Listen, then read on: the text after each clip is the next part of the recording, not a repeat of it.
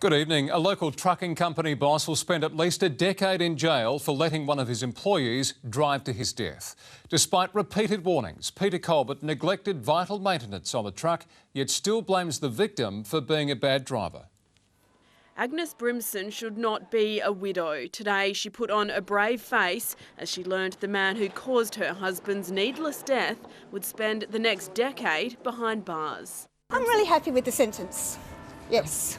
Why's that? I thought 10 years is really good. Robert Brimson was hailed a hero for avoiding other cars when his brakes failed and he crashed into a Stobie pole at Happy Valley in March last year.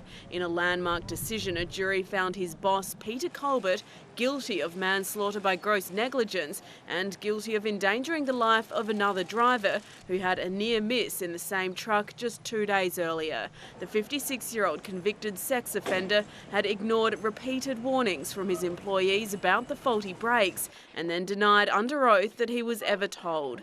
Colbert's conviction is understood to be the first time a company owner has been held criminally responsible for an employee's death because of work practice negligence. In handing down Colbert's head sentence of 12.5 years, the judge labelled him a narcissist with a misplaced sense of arrogance.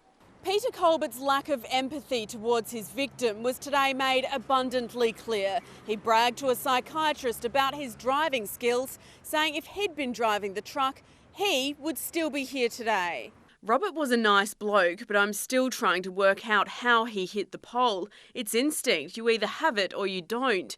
The truth is, some of the blokes I deal with have no skills. Well, Kim Robinson now joins us with more, and Kim, Colbert today received a second penalty. That's right, Brenton. The judge banned Colbert from ever driving again. Today we heard for the first time Colbert describes himself as a thrill seeker on the roads who's boasted about how he drives from Adelaide to Melbourne in just 6 hours. If he ever wants his licence back, he'll have to apply it to a court. But first, he'll spend at least 10 years behind bars. Back to you, Kate. Thank you, Kim.